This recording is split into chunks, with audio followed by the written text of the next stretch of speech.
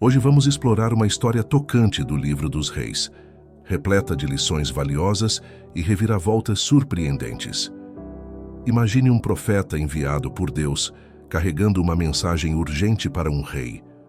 Uma missão que parecia simples, mas terminou em tragédia. Você está prestes a descobrir a história comovente e misteriosa do profeta de Betel e por que Deus permitiu que um leão o matasse. Se você se interessa por este assunto, considere se inscrever no canal e ativar o sininho para receber mais conteúdos. Antes de nos aprofundarmos na história do profeta enviado por Deus a Betel, vamos explorar um pouco do contexto histórico. O reinado do rei Davi marcou a unificação das tribos de Israel e um período de expansão territorial e fortalecimento militar. Davi era um líder carismático e espiritual, conhecido como um homem segundo o coração de Deus. 1 Samuel 13:14. Seu filho Salomão era famoso por sua sabedoria, riqueza e por construir o templo em Jerusalém, que se tornou o centro religioso de Israel.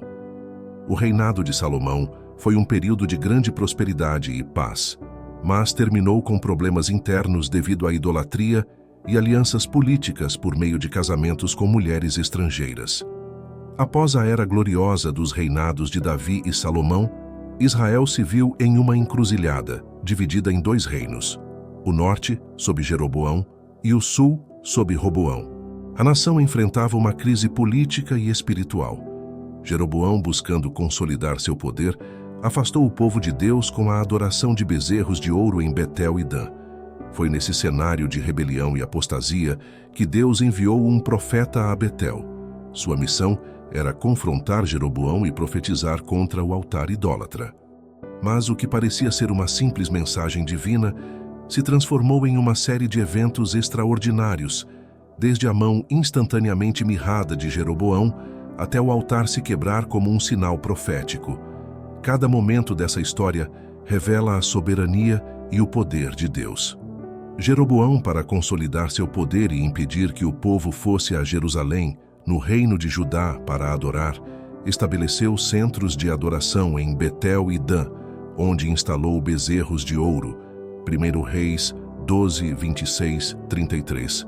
Ele também instituiu um sacerdócio alternativo, afastando o povo da verdadeira adoração a Deus, segundo a lei mosaica. As ações de Jeroboão foram vistas como uma rejeição direta à soberania de Deus e uma afronta à adoração legítima no Templo de Jerusalém. Isso levou a um declínio espiritual significativo e ao afastamento dos princípios divinos estabelecidos. O profeta, cujo nome não é mencionado nas Escrituras, veio do reino de Judá.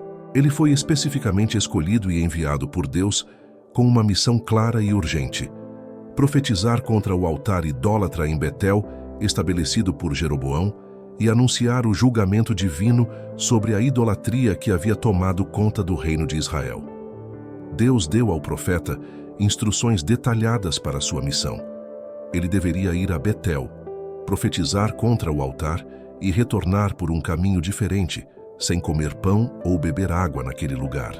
Essas instruções visavam garantir que o profeta permanecesse separado das práticas idólatras e totalmente focado em sua missão divina. Essa ordem representava uma separação física e espiritual do profeta das práticas comuns e possivelmente corruptas do local, simbolizando uma consagração total a Deus e à sua missão. O que o profeta não esperava era encontrar um velho profeta que residia em Betel, uma cidade significativa corrompida pela idolatria estabelecida por Jeroboão. Ele é descrito como um profeta, mas sua fidelidade a Deus é questionável devido às suas ações posteriores. Os filhos do velho profeta testemunharam as ações do profeta de Judá e relataram ao pai como ele profetizou contra o altar e os sinais milagrosos que ocorreram. 1 Reis 13:11. Após ouvir o relato de seus filhos, o velho profeta decidiu encontrar o profeta de Judá. Ele selou seu jumento e foi atrás dele, encontrando-o descansando sob um carvalho. 1 Reis 13:14. O velho profeta convidou o profeta de Judá a retornar à sua casa e comer pão, mas ele inicialmente recusou, explicando que Deus lhe havia ordenado não comer nem beber em Betel, e não retornar pelo mesmo caminho. 1 Reis 13, 15, 17.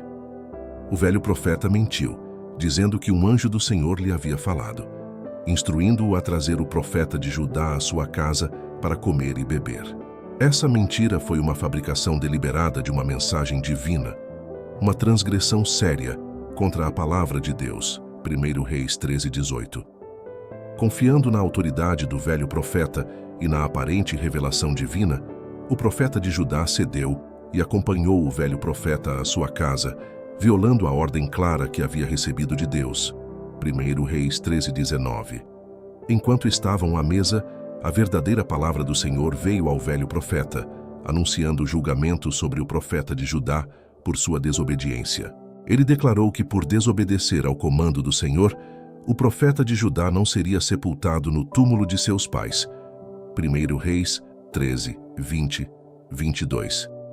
Depois de aceitar o convite do velho profeta e desobedecer a Deus, o profeta de Judá iniciou sua jornada de volta. Ele estava montado em seu jumento, saindo de Betel em direção a Judá. 1 Reis 13, 23. Um leão atacou e matou o profeta, mas não devorou seu corpo. Esse comportamento é altamente incomum, pois um leão que ataca geralmente age por fome ou defesa, resultando em consumir a presa. O fato de o corpo ter permanecido intacto sugere uma mensagem clara de que a morte do profeta foi um julgamento divino específico e não um simples ataque animal. Deus destacou a seriedade da desobediência do profeta, não permitindo que o evento fosse visto como um mero acidente animal. Um corpo intacto serviu como um testemunho visual e inquestionável para aqueles que encontraram a cena, indicando que a morte teve uma causa sobrenatural e não natural. O jumento que estava com o profeta não foi atacado pelo leão. Novamente, isso é altamente incomum, pois um leão faminto não distinguiria entre um homem e um animal. O estado ileso do jumento pode simbolizar a seletividade do julgamento divino. Deus escolheu punir apenas o profeta por sua desobediência, poupando o animal, que era apenas um meio de transporte.